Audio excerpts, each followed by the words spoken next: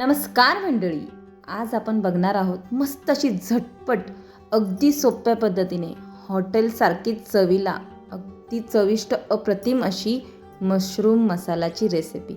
खूप सोपी आणि झटपट रेसिपी आहे. चला तर मग मंडळी, वेळ वाया न घालवता झटपट आपण ह्या रेसिपीला सुरुवात करूया.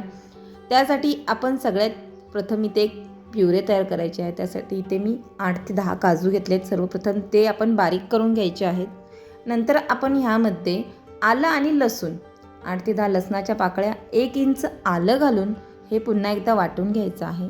आता हे वाटून झाल्यानंतर आपण ह्यामध्ये मध्यम आकाराचे 2 टोमॅटो घ्यायचे आहे आणि पल्स मोडवर फिरवून घ्यायचे आहे, कारण आपल्याला प्युरे नाही करायची, चर्न करून घ्यायचं आहे. एकदम दरदर असं वाटून घ्यायचं आहे, म्हणजे टोमॅटो बारीक करायचा नाही आहे.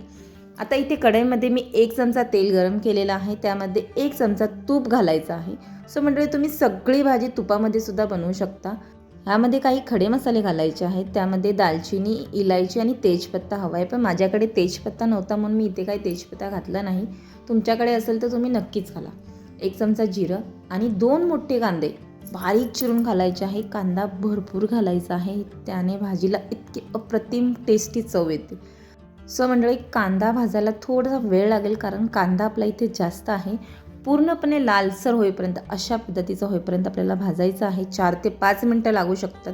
आता जी आपण तयार केलेली टोमॅटोची प्युरी होती ती यामध्ये घालून घ्यायची आहे आणि अगदी तेल सुटेपर्यंत आपल्याला ही भाजून घ्यायची आहे. मस्त असं तेल सुटलं पाहिजे.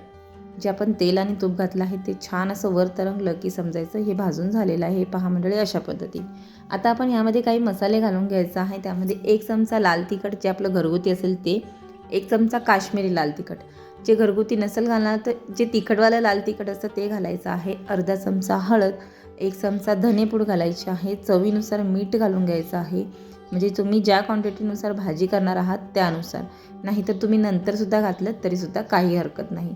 आता हे मसालेसुद्धा एकदा फक्त मिक्स करून घ्यायचे आहे. मिक्स करून झाल्यानंतर आपण ह्यामध्ये अगदी थोडंसं गरम पाणी घालायचं आहे.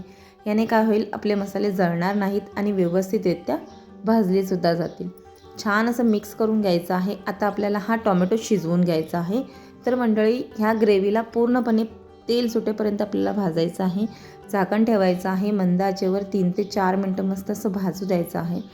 3 ते 4 मिनटानंतर मंडळी तुम्ही बघू शकता मस्त असं ग्रेव्हीला तेल सुटलेलं आहे. हे पहा,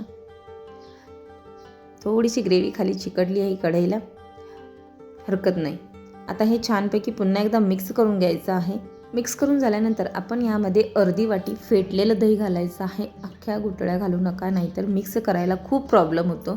सो मंडळी, फेटूनच दही घालायचं आहे आणि दही छानपैकी मिक्स करायचं आहे, कारण दही जर गरम झालं तर फाटतं, म्हणजे फुटतं. तर छानपैकी ढवळत राहायचं आहे, जेणेकरून दही फुटणार नाही.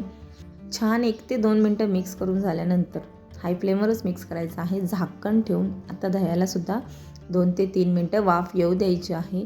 मस्त अशी वाफ आलेली आहे आणि आपली तयार झाली आहे मशरूमची ग्रेव्ही, म्हणजेच मसाला. आता आपण जे स्वच्छ धुवून कट करून घेतलेले मशरूम्स आहेत.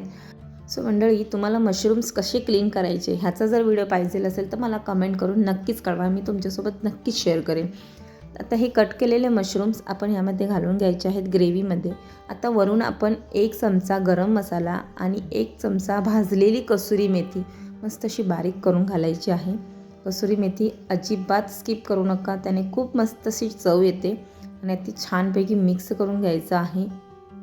आता आपल्याला इथे पाण्याची गरज पडणार नाही, कारण मशरूमचंच खूप असं मस्त पाणी सुटतं आणि त्यामध्ये ते शिजून निघतं. मिक्स करून झाल्यानंतर आपण ह्यावर झाकण ठेवून मंद आचेवर 7 ते 8 मिनटं शिजू द्यायचं आहे. मंडळी, अधूनमधून ढवळत राहा, जेणेकरून भाजी कढईला चिकटणार नाही. सो मंडळी, तुम्ही बघू शकता मस्त असं पाणी सुटलेलं आहे. हे पहा, आता आपण चेक करून घेऊया मशरूम शिजले आहेत की नाहीत. सो मंडळी, लगेचच शिजतात, जास्त काही वेळ लागत नाही. हे पहा, मी सुरीच्या साहाय्याने बघते, हे अगदी सॉफ्ट झालेलं आहे. सो मंडळी, मशरूम शिजलेला आहे. तर मंडळी, तयार आहे आपला झटपट असा मशरूम मसाला. आहे की नाही झटपट आणि सोपी रेसिपी.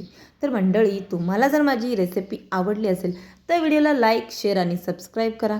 सोबतच बेल आयकॉन बटन दाबायला अजिबात विसरू नका, जेणेकरून तुम्हाला नवनवीन रेसिपीचे नोटिफिकेशन येत राहतील.